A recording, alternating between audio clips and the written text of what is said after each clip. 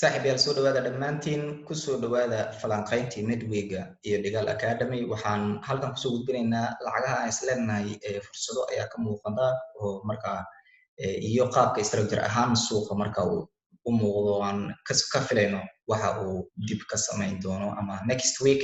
ama labada maalmood oo hadda noo dhiman Khamiista iyo Jimcada fursadaha markaa haddii aan ka helno meelaha aan area high value area aan ku sugayno lacagta inaan markaa ka qaadano haddii kalena next week aan fiirino qaabka markaa suuqii uu isku dhamaystiro waxaan ka bilaabaynaa DXY-ga oo aan in badan falanqaynaynay oo aan asagoo ku jiro impulsive-kan falanqaynayn uu correction-kan ku samaysan doono halkan corrective uu ka imaan doono anagoo face identification-ka isticmaalayno impulsive correction kadibna in aan helno double bottom-keena at least in uu suuqii tago waxaan ku falanqaynay 14 June falanqaynteennii ahaa oo YouTube-ka channel-keena taalo dib aad u daalacani karto waana sababta aad ku ogaanayso power-ka uu leeyahay face identification-ka iyo nature-ka mar waliba suuqa ku dhismo waxaan u boodaynaa 4 saac ama 4 hour-ka balse aan u aragno xaaladda halkan ka jirta iyo sida markaa aan diiradda u saarayno ogow waxaan haysanaa trade lane-keena hoose section 1 section 2 ama laba taabasho sidoo kale impulsive-kan middle section-kiisa ayaan halkan ku haysanaa waxa aan sugaynana waxay noqonaysaa in aan helno pattern-kan inuu isu soo dhamaystiro 1 2 3 before intaanan markaa sell-kan aanan qabanin impulsive-ka balse haddii uu qaab noocan oo kaleeta ku samaysto double bottom-kan uu xushmeeyo ayadana waan fiirin doonaa balse xaaladan guud ayaan asagana ka fiirinay DXY-ga euro USD maxay ku sugan tahay hadda xaaladeedu waa sidee maxaansa ka filaynaa waxa dhici doono daily-ga haddii aan tagno euro USD waxaan arkaynaa in structure-ka iyo meesha aan ku sugannahay oo ahayd double top-kaas in aan lacagta kasoo sell garayno waxaan arkaynaa hadda in uu samaystay impulsive correction waxa aan sugaynana in ay yihiin impulsive at least short term haddii aad lacagtii sell garaynayso ilaa iyo lowgaas waa in aad ku manage garayso mana aha meel Dhigal Academy haddii aan nahay halkan aan ku trade garayno sababtoo ah 100 pip oo correction ama not violent trade halkan ah in aad qaadato mar waliba ku baranaya sababtoo trade-ka maanta aad qaadanayso waa kan aad berritana qaadan doonto beri dambana qaadan doonto taa waxay ka dhigan tahay marka in aad fiiriso trade-ka aad ku celinaysid yes trade waad ku khasaari kartaa laakiin mar waliba waa in aad ku faraxsan tahay haddii stop loss lacag aad kala kulanto sababtoo waa inaad dhihi karto trade-kan wuxuu ahaa trade high value area ku sugan waana meel mar waliba suuqa aan ka sell garay doono ama ka buy garay doono halkan waxayna tusaysaa wixii horay u dhacay haddii aan wax yar gadaal u laabano oo aan nature-ka suuqa fiirino waxaan arkaynaa halkan sidoo kale ha kala weynaadaan balse nature-ku in uu yahay mid gebi ahaanba mar waliba isi soo celinaya aad arkaysaa qaabka hadda uu dhisan yahay ha hilmaamin meeshan waxay ahayd meel aan ka raadinaynay jihada sell-ka trade lane-keena oo halkan loogu taagnaa iyo qaabka markaa aan ku heli lahayn pattern-kan at least in aan double bottom-keena kasoo sell garayno balse meeshan waxa ka dhacday ahayd pattern separation in uu yimid gebi ahaanba impulsive ahaan loo jebiyey target-keenuna in uu noqday double top-kan intaa in markaa aan tagno balse meeshan suuqu waxaan arkaynaa in uu noqday suuq markaa structure-kii aanan dhamaystirin ee ahaa double top-ka halkaana uu ku samaystay corrective waana sababta mar waliba suuq uu ugu socdo impulsive correction waxaan ka sugayno mar kale in la push gareeyo in jihada bayda ee euro USD aado oo gebi ahaanba aanan la xushmaynin double top-kana waa mid aan ku hayno markaa isha aan ku hayno balse maadaama aan arkayno hadda DXY-gu in uu jihada bayda ah uu middle section-ka ka aadi karo iyo qaabkii aan DXY ku soo falanqaynay taa waxay ka dhigan tahay marka in euro USD-na aad la socon karto ilaa iyo lowgaagan double bottom-ka in ay imaan karto taa oo ka dhigan meeshan structure-kan 1 hour-ka haddii aan tagno waxa pattern-kan aan ka fiirinayno iyo xaaladda markaa meeshan balse in aad patient ka noqoto trade-yadan oo kale oo aysan ku baranin waa muhiim laakiin waxa aad focus-ka saarayso oo aad arkayso ayaa waxay tahay in aad haysato halkan waxay ku ahayd double top waana sababta sell-kan yarka uu yimid sidoo kale meeshan waxaad arkaysaa in structure uu yahay trade lane-kaaga haddii aad halkan ku taagto oo kale waxaad arkaysaa area high value area hadirtaan area in uu joogo balse aanan ahayn high value area ma aha probability area ah trade in aad mar waliba ka qaadato laakiin waa valid kan marka stylekaaga hadduu yahay in aad adigu ku trade garayso waa wax aad qaadan karto marka oo ah in structure ahaan loo tagay ayaad arkaysaa double topkaaga taa oo ka dhigan in aad ciyaari karto patternkii ilaa iyo at least halkan taa oo ka dhigan in uu soo dhici karo wax 160 bib 170 bib balse meeshan waa meel uu ka aadi doono jihada bayda lacagtu ay ka aadi doonto sababtoo ah waxaad haystaa impulsive large correction impulsive hilmaamin haddii aad jibiso correctionka ayaad halkan sugi doontaa jihada selka ayaan sii aadi doontaa taa waxay ka dhigan tahay marka waxa DXY uu sameeyo waana ka update garay doonaa waana wax u baahan week dambe ilaa iyo week kusii xigo inaan lacagta la socono taa oo ah marka inaan falanqeyno qaab noocaas oo kaleeta haddii targetkaagu halkan uu yahay marka in aad ka sell garayso meeshan in aad ka sell garayso euro USD for example in aad sugto wax yar in lacagtu la push gareeyo ama trade lane-kaaga haddii ay jibiso kaleeta aad arkayso in sida qaldan dadka suuqa ugu jiro kaleeta inuu soo qabto tan oo ka wanaagsan runtii inaad halkan trade ka qaadato sababtoo ma psychology-ga markaad isticmaalayso halkan patternka marka la jibiyo kadibna aad hesho rejectionka ama impulsive-ka aad hesho 15 minutekiisa wuxuu ka riski yar yahay meeshan in aad trade ka qaadato psychology ahaanta marka uu jibiyo double topka structure ahaan loo jibiyo kadibna uu retrace ka dhaco taa waxay ka faa'iido badan tahay marka koowaad ee aad halkan suuqa ku boodo maaha meeshan meel aan entry ka qaato aniga khaas ahaan aan ugu trade gareeyo ugana digo ardada mar waliba in ay ku trade gareeyaan violent structure waa violent pattern waan u jeednaa in uu violent yahay at least ilaa halkan lacagtu in imaanayso balse more confirmation ay kaaga baahan tahay impulsive-ka kuwada hesho falaagaaga short term-ka marka waa ka faa'iideysan kartaa oo ka sell gareyn kartaa meeshaas euro USD ayaan intaas kusoo gabagabeynayna intrigeeda qaabka aad u fiirinayso haddii kalena arag sida uu u tago double topka sababtoo high-gaagii halkan waa meel aad og tahay in aad ku ciyaari karto short term meeshan intaan ka sell garayn lahaa aniga meeshan intaan ka sell garayn lahaa waxaan doorbidayaa in lacagtu inay halkan tagto double top corrective ahaan ha u tagto ama structure ahaan u tagto tan waxay ka faa'iido badan tahay marka impulsive-kan in aad qabato at least ilaa iyo halkan inaad markaas incomes inaad markaas lacagta fiican inaad ka qabato taa halkan ayuu gudbaynaa euro USD waxaan fiirinaa USD CAD iyo waxa marka aan ka heli karno oo iyo waxa ay samaynaysa lacagta for example laba waji ayaan ka fiirin doonaa waxaa laga yaabaa in aad isticmaalayso face identification-kii aad ku isticmaasho DXY-ga impulsive correction waxa aad sugaysidna in ay noqoto impulsive trade lane haddii aan saarno qaybtan kore waxaad arkaysaa in trade lane-kaagii uu qaab noocan oo kaleeta u xushmaynayo sidoo kale haddii aan fiirino sababta halkan ay uga dhacayso euro USD CAD waxaad arkaysaa in aad haysato 1 2 sidoo kale waxaad arkaysaa in middle sectionkii patternka in uu hadeertan diyaar u yahay in uu samaysto wax yar haddii ay lacagta baxdo ay xushmayso double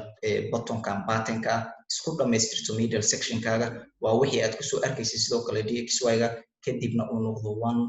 2 3 meeshan trade lane-kan haddii la jibiyo adigu marka aad ku fikirto lacagta inay buy sii aadayso balse aadan isticmaalin continuation patternkan tan waxay ka dhigan tahay marka in aad tirto gebi ahaanba trade lane-kaaga oo aad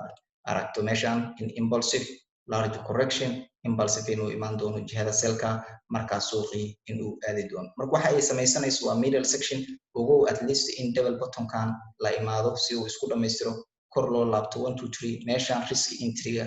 waa meel aan ka qaadan doono marka haddii lacagta aan ka helno qaab noocan oo kaleeta in aynu markaa noogu xusmayso haddii aan 1 hour ka tagno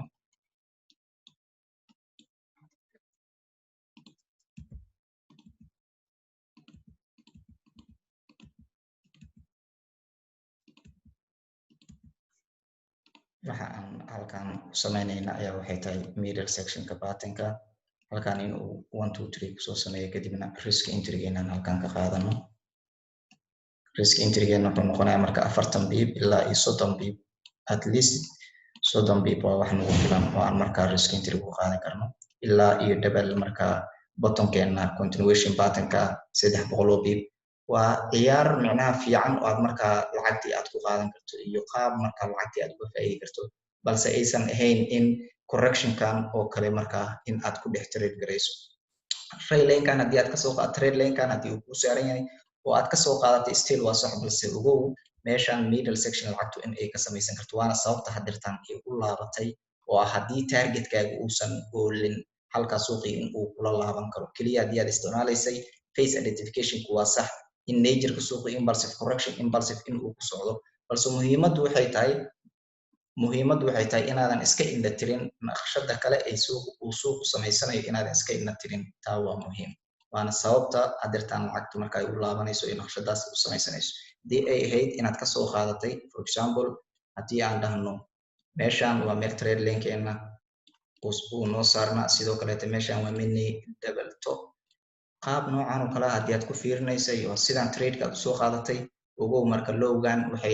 waa meel aad marka ku maanigaraynayso tradeka haddii aad ku jirto aad usoo qaadatay jihada selka ogow marka halkan waxay noqonaysaa meel kaaga baahan inaad ku maanigarayso sababto wuxuu kugu dhamaystiraya naqshadii hadirtan aan kasoo sheekeynay USD USD CAD halkaas ayaan u gudbaynaa CHF JPY ayaan tegaynaa ayadana haddii aan dailyga isla fiirino iyo qaabka lacagtu ay ku sugan tahay waxaan arkaynaa possibility area in ay ku sugan tahay meeshan in aan hadda ka fiirinayno xaaladda confirmationka aan u heli lahayn haddii la jebiyana taa waxay ka dhigan tahay high probability trade in uu noqon doono CHF JPY taa oo ka dhigan in aan haysano 1 2 3 sidoo kale in aan haysano 1 2 3 sidoo kale waxay noqonaysaa descending ku dul samaysma ascending labaduba waa reversal descending waxaa ognahay inuu jihada selka jihada bayda suuqa u dhaliyo ascendingana jihada selka balse muhiimaddu waxay tahay ascendingku marka uu ku samaysmo caloosha descendingka taa waxay ka dhigan tahay jihada selka inuu suuqii aadi doono meesha aan ku sugannahay hadda oo ah double topkaas oo aan ka fiirinayno in aan confirmation sell ah ka helno sidee ayaan trade uga qaadanaynaa stelkeena qaab noocee ah ayuu noqonayaa waa muhiim meesha ay tahay mar weliba in aad fiiriso oo ah possibilityga iyo probabilityga ay lacagtu ku dhaqmayso waxaan haysanaa sidoo kale in structure ahaan loo tegay double topka hal la taga ma xuma double topaa la tegay trade lane la tegay ama la jebiyey su-aasha ugu weyn oo mudan in la isweydiiyo ayaa waxay tahay sidee loo tegay double topkaaga sideese loo tegay waxa la yiraahdo double topkaaga sidee loo tegay sideese loo tegay trade lanekaaga waa muhiim sidoo kale waxaad arkaysaa halkan in uu qabanayo trade lanekaaga tan u baahnin meeshaan inaad trade lane saarnaata meesha hadda rejectionka aad ka heshay one hour retrace candleka waa meel aad intrigaada ka qaadanayso oo ah in aad sugto confirmation area ah suuqi ama in aad sugto impulsiveka koowaad kadibna falaaga in aad qaadato oo aad jihada selka aad raacdo at least 90% rulkan waa mid aad ciyaari karto fursad ayaana ka muuqato CHF JPY sidoo kale Euro JPB ayaan tegaynaa iyo qaabkii aan Euro JPB mar waliba ula soconay jihadeeda selka intaan waxa waaye waxaan dib ugu laabanayo ma aha balse muhiimaddu waxay tahay areadan sidee ayaan anigu focuska u saaraa waxaad arkaysaa in uu dhamaystay inverse head and shoulderkiisa caadiga ah in uu dhamaystay si guud u aragto head and shoulderkan in uu isdhamaystiray aad arkaysaa amaba trail lanekeena haddaan ku taagno halkan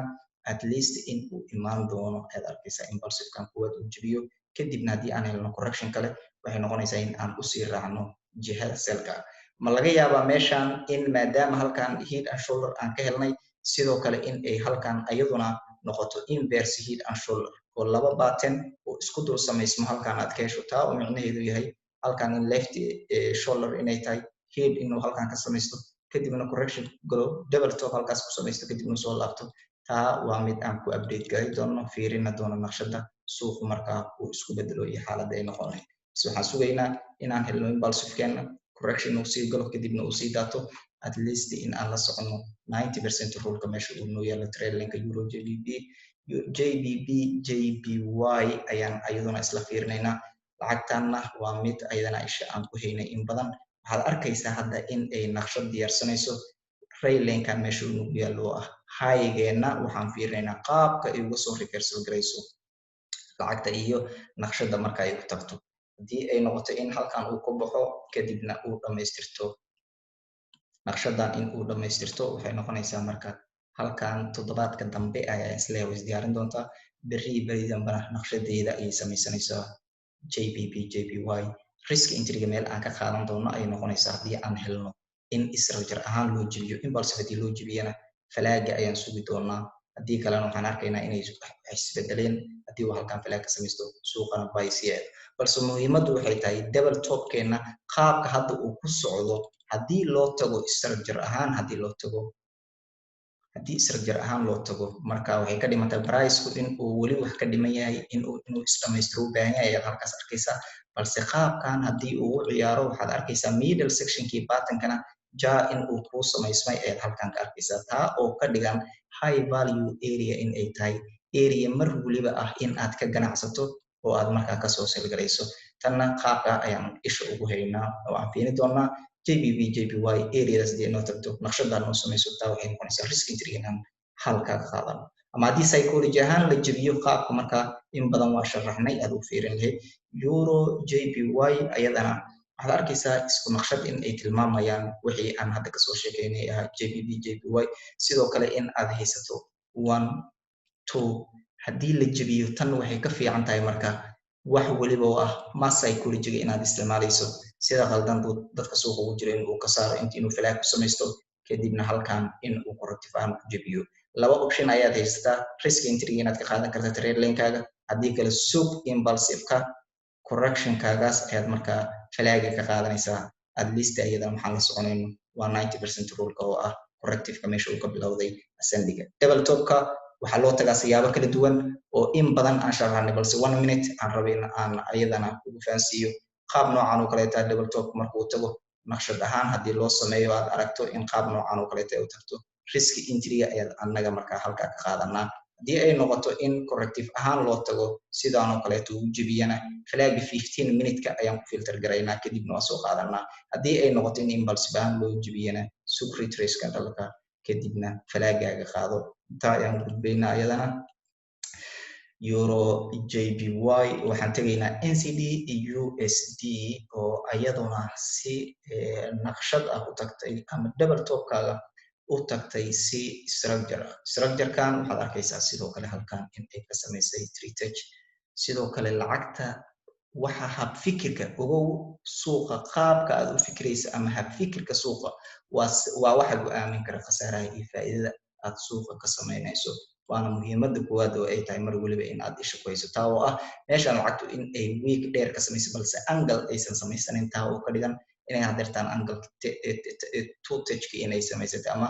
touchkii labaad inay samaysatay kadibna halkan inay hadda ku rafanayso maxaa hadda marka ila gudboon oo aan suuqa ka fiiriya areadan hadda markaad joogto waxaad fiirinaysaa qaabka markaa uu suuqii uu markaa u samaysmo structure-ka suuqa uu ku sii waa muhiim balse m style-kan adiga haddayaad fiirinayso mini double top in ay tahay halkan m haddii button haddii ay tahay oo leed halkan ayaan ka qaadanaya risk entry-ga meeshan waxay noqonaysaa markaa risk entry-gaba haddii aad u bareerto inaad ka qaadato in aad dhigato rail lane-ka korkiisa inaad dhigato ilaa iyo 30 pip marka nf ay ugu tahay haddii aad qaabkaas ku trade garaynayso ilaa corrective-ka 90% ilaa iyo trade lane-kaaga marka 180 qaab noocaas oo kaleeta marka waa u qaadan kartaa confirmation-kaaga haddii kalena sug impulsive-ka koowaad falaagaagaas ayaad asagana markaa reduce risk entry ka qaadanaysaa waana meesha aad lacagta ka samaynayso areadan ayay noqonaysaa NCD ayadana halkaas ayaan gudbaynaa JPP USD haddii aan tagno 4 hour-ka waa waxa ay samaynayso JPY oo aan rabin inaan dib ugu laabto waa isku naqshad sidoo kale waxaad arkaysaa structure-kan in ay ku jirto ayaad arkaysaa lacagta qaabka isku dhamaystirta ayay ku xiran tahay sidoo kale halkan waxaan arkaynaa inverse head and shoulder in uu ku jiro taa oo marka anagu nagu baraarujinayso in aan lugtan areadan double top-ka in ay lacagta tegayso in ay tahay 90% halkaas in uu suuqii uu tegi doono taa oo ka dhigan meeshan waxaan haysanaa head and shoulder caadiya sidoo kalena wuxuu ku dul samaystay inverse head and shoulder ayuu halka tanna oo ka dhigan marka meeshan in ay right shoulder-kii ay tahay ama garabkii midig in uu halkan ka samaysanayo taa haddii ay noqoto inaan helno 1 2 inuu soo dhaco kadibna ku laabto 3 toddobaadka dambe ayay isdiyaarin doontaa saa isleeyahay sababtoo ah khamiistii jimcada intaas structure-ka ha dhamaystirto waan idin update garayn doonaa in halkan waxay noqon doontaa meel aan kasoo seel garayn doono qaabka uu ku tago uu message suuqa uu si ay ku xiran tahay balse waa muhiim midweega waxyaabaha aan hadeertaan ayagoonan structure-koodii iyo qaabka waa in adiga aad isbaraarujiso ogaatana waxa uu ku siinayo iyo waxa uu suuq message ku sheegayo waa in aad fahansan tahay ogow haddii aad aragtay halkan bull flagga oo aad aragtay impulsive-kan flaggiisa large flag targetkaagu yahay double top-ka waa qaabka u qaadan karto buy-gaaga short term buy-gaaga aad uga faa'iidaysan karto waxaadna ogtahay sababta aad ugu trade garaynaysa lacagtaas sababtoo meeshaan inverse head and shoulder-kan markuu isdhamaystiro neckline-kan halkan in uu yahay haddii aad halkan dhigatay sidoo kale maxay ahayd order-kaaga aad dhigatay waxaad arkaysaa in meesha hoose in stop loss-kaaga inuu ku yaalo qaab noocaas oo kaleeto qaab aad trade garayn karto hadduu balaankaaga noocaas yahay oo aad ugu trade garaynayso sidoo kale in aad correction-kana meeshan inaad ka qaadan karto bull flagga balse inverse head and shoulder-kan ayaan targetkeena anagu aan dhiganayna oo aan targetka ku haynaa inaan soo dhamaystirno lugteena kale kadibna halkan in aan kasoo seel garayno qaab noocaas oo kaleeta ayaan selkeeda u fiirinaynaa JBP USD iyadana waxaan isla tegaynaa euro NCD iyo euro AUD area ay ku kala sugan yihiin maaha area aan ka seel garaynayno ama ka buy garaynayno lacagta sababtoo ah meelahan marka ay joogto waa muhiim capitalkaaga inaad ilaaliso waa muhiim way aan sidaas u leenahay waxaad arkaysaa lacagta haddii aan forehow ka tagno qaabka ay hadeertaan u dhaqmayso oo aad arkayso in ay samaysanayso mar kale haddii ay baxdo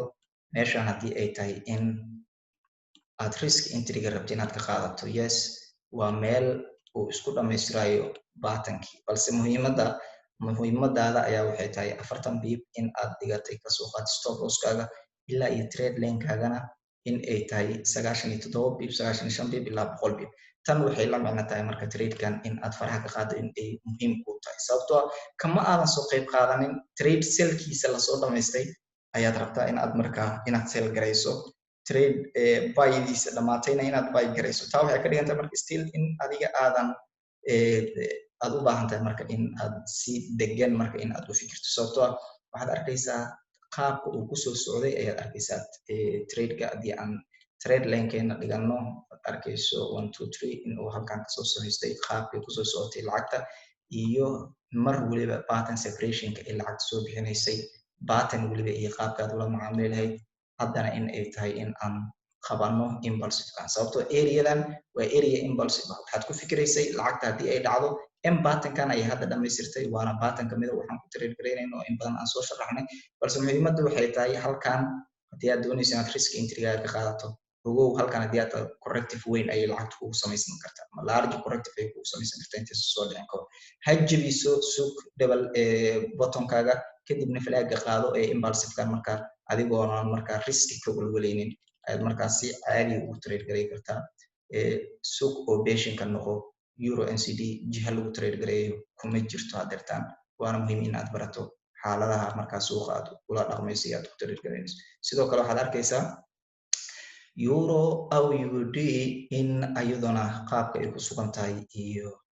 xaaladda middle section-ka ay samaysanayso in aad ku baraarugsan tahay sababtoo waxaad heshay many double bottom impulsive large correction kan waxaa macquul ah oo middle section-ka in uu at least double bottom-kan corrective aan ku yimaado markaas waad ciyaari kartaa ilaa iyo double top-kan waana midda marka aad ku trade garay karto marka euro AUD ayadana qaab noocan oo kaleeta ayay marka u dhaqmi doontaa balse correction-kan ah middle section-ka dhexdiisa inaadan ku trade garay ogow kandhaladan islaag iyo waxaan waa batin aan clear ahayn aad una baahan tahay marka in aad ka foojignaato si taxadar lahana marka aad u qaadato lacagtii balse meeshan gebi ahaanba maaha meel lagu trade gareeyo capitalkaaga inaad ka difaacato ayaa muhiim ah euro AUD ayadana ka joog oo beshinka noqo fiiri sida ay markaas ku dhamaystiri doonto euro AUD JPY ayadana waxaan arkaynaa qaabka ay ku sugan tahay for hour-ka haddii aan tagno waan batankii kaliya marka aanu aragno haddii uu trade lane-kaaga halkan ku saaran yahay for example aad arkayso in 1 2 3-gan oo kaleeta aad filaysay qaab noocan oo kaleeta si waliba uu trade lane-kaaga kugu yaallo mar waliba wuxuu kaaga baahan yahay inaad update ku samayso trade lane-keena meesha uu ku taagan yahay waa double top-keena waxaan sugaynay qaabka loo tago naqshad ahaan iyo impulsive ahaan iyo corrective ahaan intaba balse aan uga soo seel garayno halka waxaad arkaysaa si la mid ah in uu middle section halkan button ku samaystay impulsive middle section corrective ah in uu u baahan yahay mar kale in uu tago taa oo ka dhigan in OUD USD cellkeeda still confirmation in ay kaaga baahan tahay oo aysan ahayn meeshan meel lagu tago meel lagu galo confirmation haddii aad mar waliba waxaan dhahnaa structure-ka waa waxa guud ee aan fiirinayno oo aan markaa ku train garaynayno balse halkan waxaad ka aragtay for example haddii aan iska tirno raylinkan kore oo aan halkan ku taagno mid cusub haddii aan mid cusub halkan ku taagno meeshan waxaa ka dhacay waa evening star kan waad aragtay marka in uu jihadii cellkeed soo aaday sidoo kale halkan in aad candlekan fiirinaysa evening starka waxaad heshay candle buyer doji candle seller kan waa confirmation jihada cellka inuu suuqi sii aadi doono balse ma aha in aad khilaafto middle section kan patternka taa oo ka dhigan in still suuqi uu wax yar bay sii aadi doono intuu soo soo galay waxaan kugula talinayaa in aad marka koowaad sugto impulsive-ka kadibna falaagan in aad qaadato intaad correctionka ku dhex trade garayn lahayd taa waxay tahay tala aan ku siinayo iyo qaab aad markaa lacagta aad uga faa'iidi karto waxa aad lacagta ka samaynaysana areadan ma aha ee 90%gan ilaa iyo halkan ah ayaad lacagta la soconaysaa waana impulsive-kan waxa aad lacagta ka qabanayso ee meeshan capitalka ka ilaasho candle formation kan hadeertaan ah evening starkan oo halkan hadda ka imaanayo isla asaga ayaan dalaq leeyahay kadibna stop loss-kay korkiisa ayaan dhiganaya taa maaha trade saxan maaha waa sax kandhalada aan soo sharaxnay iyo qaababka marka evening starka iyo morning starka looga faa'iidaystay structure-ka kore inay ka dhacaan balse waxaa muhiim ah in ay ka dhacaan dayliga iyo 4 hour-ka waa inaad marka kuwaad ku fiiriso laakiin 1 hour-kan joogaa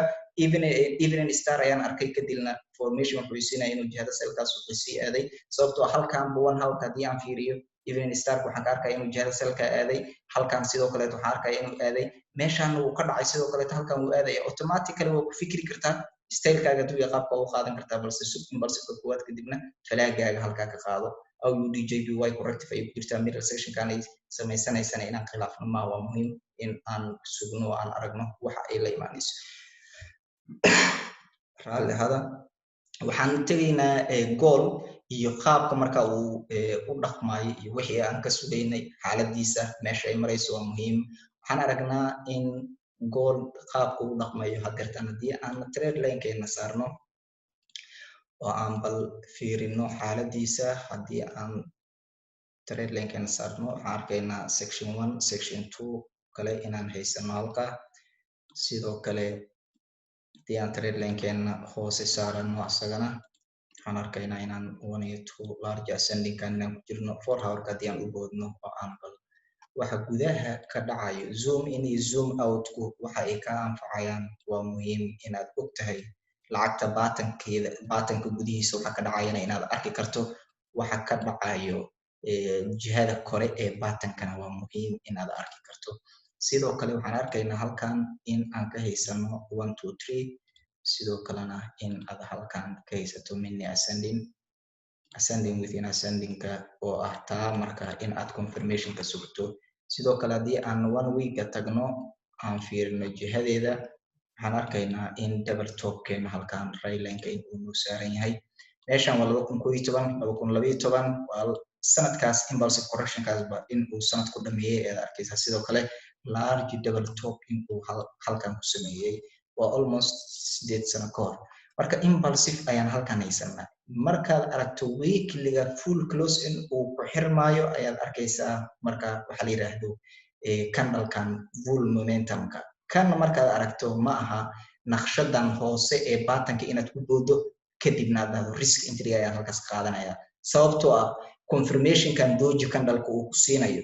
iyo candlekan engulfing candle-ka laba ayay kala yihiin laba waxay ku wadaan message oo ah in aad fahanto top of markaad joogto high time frame-kana wuxuu kaa caawinayaa low time frame-ka inaad aragto waxa ka dhici doona doji candle-kan halkan 1 ah mid labaad haddii uu halkan noqon lahaa bedelka engulfing candle-ka taa waxay ka dhigan tahay marka jihada sell-ka in uu suuqa aadi lahaa laba doji candle ama 3 doji candle markaad ku aragto high time frame-ka sida daily-ga iyo weekly-ga taa waxay ka dhigan tahay in aad jihada sell-ka suuqii sida ugu dhaqsiyaa badan aad ka sugayso adigoo baatankii istiraatiijiyadaada ku dabaqayo qaabkaad markaas patternka ugu reversal gareyn lahayd low time frame markaad tagto balse high time frame-ka markaad halkan joogto oo aad aragto candle-kan engulfing candle-ka maxaad sugaysaa rejection ayaad sugaysaa taa oo ka dhigan in aad low time frame markaad tagto aad hesho high test candle inaad hesho rejection inaad hesho ama in aad hesho retrace kadibna flag aad qaadato kaliya confirmationadaas ayaad aamini kartaa markaad tagto 4 hour-ka for example waxaan tegaynaa 4 hour-ka waxaana arkaynaa ray lane-keena kore in uu suuqii markaa uu soo taaban karo balse trade lane-keenan waxa aan fiirinaynaa dirtaa maadaama ay tahay forecasting-keena waxaan ku wadno haddii aan helno retrace candle haddii aan helno candle-kan candle dhigmo 1 hour-ka aan tagno balse aan si fasiix ah halkan ugu aragno waxaan arkaynaa in sida guud in aan haysano 1 iyo 2 iyo 3 area hadda uu ku sugan yahay 1 week ayaan tagnay waxaan soo aragnay candle impulsive ah kan oo ka dhigan impulsive correction impulsive inaan helnay naqshad ayaan soo dhamaystirnay ascending ah waxaan haysanaa double top lagu jibiyey ascending ahaan ama structure ahaan waxaan soo baranay mar waliba double top-ka in lagu jibiyo in lagu jibiyo structure ahaan corrective ahaan ama impulsive ahaan saddexdaas way ay kugu imaanaysaa meesha marka sidee ayaan ugu aamini lahay in aan high test candle-kan in aan aamino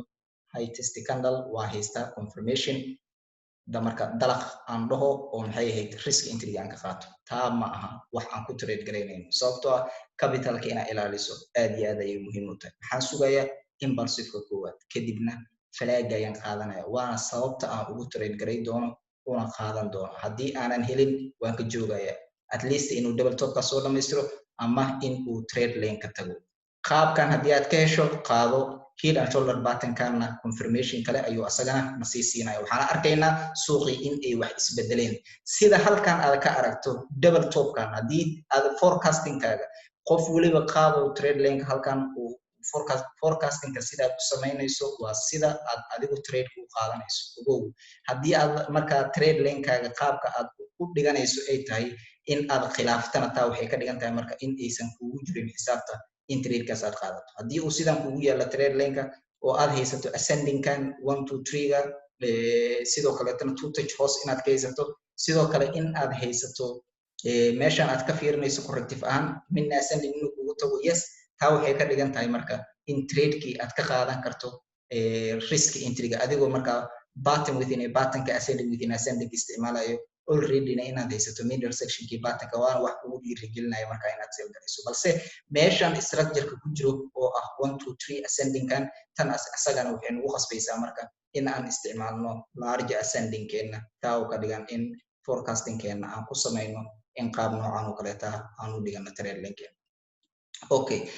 waxa hadda aan sugayno waxay noqonaysaa simply in aan retrace ka helno kadibna in aan flag halkan ka qaadano berrito haddii ay noqoto in uu retrace ilaa caawa soo sameeyo correction-kan berrito ku dhamaystiro dahabka taa waxay noqonaysaa marka risk entry-ga inaan halkan reduce risk entry-ga in aan halkan ka qaato oo aan jihada markaa sell-ka ahayd suuqii in aan u galno qaabka markaan u fiirinayo in ay noqoto at least marka ilaa iyo 90% rule-ka in ay noqoto in aad mini ascending-ka waxa aad ku trade garaynayso maxay tahay mini ascending aad ku trade garaynayso waa must corrective-kiisa meesha uu kasoo bilowday inaad ku manage garayso ay wax iska bedeli karaan qaabkaas ayaan u fiirinaynaa dahabkana intaas ayaan kusoo gabagabaynaynaa falanqaynteena midweega asalaamu calaykum waraxmatullaahi wabarakaatu